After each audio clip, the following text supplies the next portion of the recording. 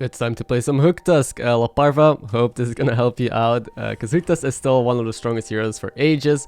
This is a token lobby. You want to find token lobbies with this hero because, well, they're amazing, as you'll see. We have a token on one, got kinda lucky, just taking a hyena is the strongest option. Generally speaking, I stay down a lot on Hooktusk because you just want to find as many tokens as possible and as many triples early on as possible. And the best way to do that is to stay on tier 1, so usually I warrior curve unless I hit a triple like this on turn 2 or turn 3, because if you hit a triple super early on, it is better to just take it earlier and power level here. So we're gonna do a Jeeve curve instead of a warrior curve, meaning instead of staying till like 7 gold on tier 1 and double leveling, I'm just gonna start leveling here and either take a 4, a 5 or a 6 depending on the tribes in lobby. And I find a second triple. The reason I didn't hero power the main body here, usually you hero power the main body of a token, but the small token is because with Murloc Tidehunter I don't really plan on tripling it, I just want the tempo of it. But if you don't know how and when to hero power main bodies or tokens, I again have a video on that, which I'll put in the top right. So we just level straight to tier 3 here on turn 4, and we take our first triple, which is... also, I kept this triple in hand first because it was stronger to have the 2 Tabby Cats on the board instead of the 1 Alley Cat if I play it already. That was why I was keeping it in hand instead of playing it out. But our triple here is gonna be either Prize Promo Drake or Big Fernal. The reason I take a 4 in this lobby is because Avenge is amazing. There's so many good Avenge cards. Now, there's no Dazzling Light spawn. Oh wait, is there Elementals? There's Elementals. We could even hit Dazzling Light spawn, yeah. We just can't hit tank. There's no max in this lobby. So there's no Mechano tank, but that isn't really greedy. That's just tempo. All the other good Avenge cards are in, which, again, are just so high rolling to hit early on. And here we find a triple on Hyena from hero power instead of in the shop, but I do decide to not take it, but instead buy the triple and take the other pair on the Icky Imp, because, well, we have the Big Fernal, so Icky Imp is just great value, and I can just buy this triple. I could otherwise take a 5 drop, but I want to take a 4 drop here. If I want a 5, I would have taken the triple from hero power. Again, because there is good 4 drops. We could hit a pair on Big Fernal, we can hit Impatient Doomsayer, which is what I was looking for, or other Avenge cards. So I just wanted another 4 here instead of 5. We now have a new pair on the board, which is great with our Big Fernal and with our Impatient Doomsayer, and the Doomsayer can triple it. Overall, great synergies everywhere. We're looking like a very great demon board. Remember, this is only turn 5. Turn 5 and we have a 15-15 Doomsayer, Big Fernal. We have a Doomsayer and we just got a triple in hand from our Impatient Doomsayer. So we actually just generated a triple.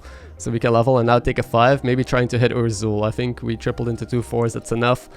We can now get some big scaling going, and we got lucky. We could also consider Voidlord, I guess, because of Big Fernal, but it has to be Urzul here, trying to scale more things up than just 1 unit. And life is looking good. Again, if you would compare our board, our turn 6 board, with most turn 6 boards, that you just take a screenshot. That's something I tried as well, like take screenshots on turn 5 and 6 in a couple of games and then compare power levels, so that way you can judge really well how strong an average board is on each turn. You can see that this board is insane. We have Generation with Doomsayer, scaling with Big Fernal, scaling with tier 5 taunt, and we have a strong board. Usually you don't have a board then, because you would have to power level or sell a lot of stuff, but we are Hooktusk. The big power of Hooktusk is that you can cheat. You can get extra cards, money, triples out of nowhere. So that's essentially how you want to view Hooktusk as a hero that can cheat. I take another Icky Imp here just because it's great with our synergy still. I'm still playing greedy. I'm gonna take a second one, and I might even consider Argus, because we need some sort of taunt. We have a taunt already, but it would be great to have more taunt. So we do roll another Argus, so I'm gonna taunt an Icky Imp and my Big Fernal, because my Big Fernal is never gonna die otherwise, and if it dies it could count towards the Impatient Doomsayer. Now it's more vulnerable to poison, but I can always stack in more taunts later on, and well, the more taunts the better. Do have a pair on Big Fernal. Life is looking good. Like, just compare these boards again. It's not even close, not even fair. And what sets apart a good Hooktusk game from a bad one is knowing or being able to optimize economy, so your money, and board space obviously. So knowing how much money you have, like when can you hero power, when can you level, because too many people stay down too long, too many people level too aggressively without the triples or the tempo. So it's knowing how exactly you make best use of all the money you get, all the tokens you get, when to hero power, how to increase your odds of finding triples. And yeah, this game I think proves it pretty well. We did highroll a little bit, we did find a lot of good early tokens and triples, but other than that I would also say take away, go for 4 drops, and that way you can just generate so much value and tempo out of nowhere with the avenge cards that are there, if it's a good lobby for it, if like demons and elementals are in. Otherwise, you know, it's only the Witchwing Nest Matron or Nest. I keep forgetting or messing up the name. We made it all the way to tier 6, in case you didn't notice. While I was rambling on, we just leveled and leveled because we're just too strong. We did lose last fight because we're up against a completely scammy hero Sneed. But hey, that's gonna happen, you know. Tempo heroes that stay down will probably still beat someone who goes straight to tier 6. Doesn't matter. We want to find Firebat, that is why, because well, Firebat is the main scaler for demons, passive scaling. I can keep cycling demons, but we don't even have Wrath Reaver. So another big misconception is people think demons need Wrath Reaver. I've won multiple demon games without Wrath Reaver. Like, it's a decent card, but you don't need it. Like, if you just have the tier 5 and 4 scaling, it's a lot better. You don't need to self-damage and look for other stuff. And I found, or I picked up a second Impatient Doomsayer just because it's another pair. That's the main reason. It's not that good anymore. I'm probably going out of them very soon because I'm already playing so greedy, keeping them for so long. We found Firebat, so yeah, I'd rather replace them with good demons, I assume, and that is the plan.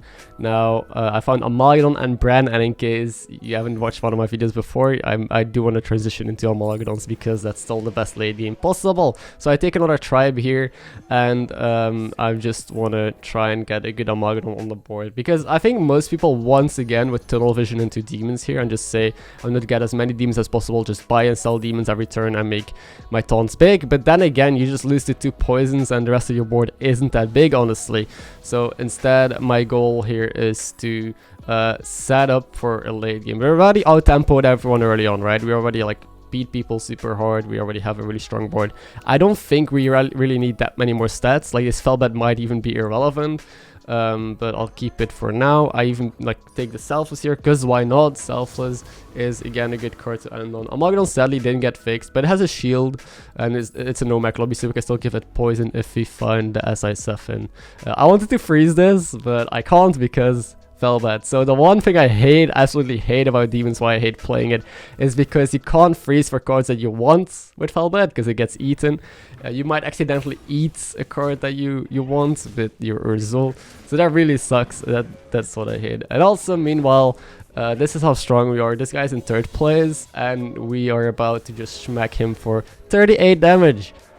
Yes. 38 damage. That is pretty disgusting. He wasn't able to kill anything, and it's a top 3. It's a very fast lobby, so this Firebat scaling isn't gonna be that great. It's gonna be like 2 more turns for this lobby or 3 more turns. So what's the point of like getting mediocre stats? So right now I'm looking for just big stuff. I'm not even sure if buying this demon was correct. Like, I'm buying some demons still. This demon is probably fine because we still have the brand, but the 3 drop, I just took it and then I realized maybe I don't even need it.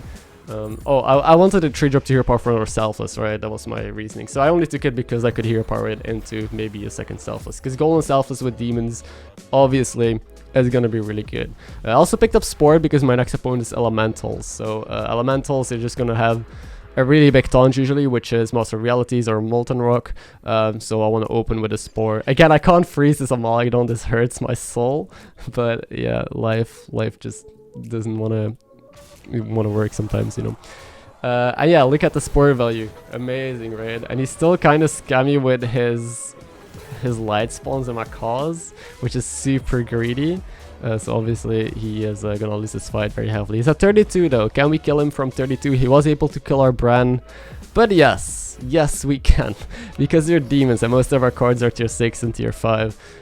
That's without Weaver you also deal a lot more damage, which I guess is another pro. And now we're up against Akazanzarak, and he doesn't seem that strong, and I'm dealing more than 30 damage a turn to people. So at this point I just want to close out the game. I take this Seafood Slinger, trying to find, well, we can take a golden Primal Fin Lookout. You could also hold it again for an Amalgadon, but I'm not going to be that greedy because we only have one Amalgadon anyway, right? It's better to find the second Amalgadon first. We found our Spore again, and let's set up for an endgame. Once again, you'll notice that this Firebat actually isn't doing that much work. I think with demons, if you hit Firebat early, nice, you can scale up and get some good early tempo, but it was pretty necessary. We did discover Amalgadon from our our triple from our 6-drop Discover. We also have 7, so we can now poison our other Malgadon. And it's pretty much GG, right? Like this Imama is pretty big. This Firebat is like reasonable stat still, but it doesn't matter. It's better to just find some poisons on the board by now and just have my 2 taunts as the only demon. So this is once again a good example of a late game transition. If on Golden Selfless, and most of our demons are gone from the board, only the taunt and the big Fernal that have been here for ages are still there.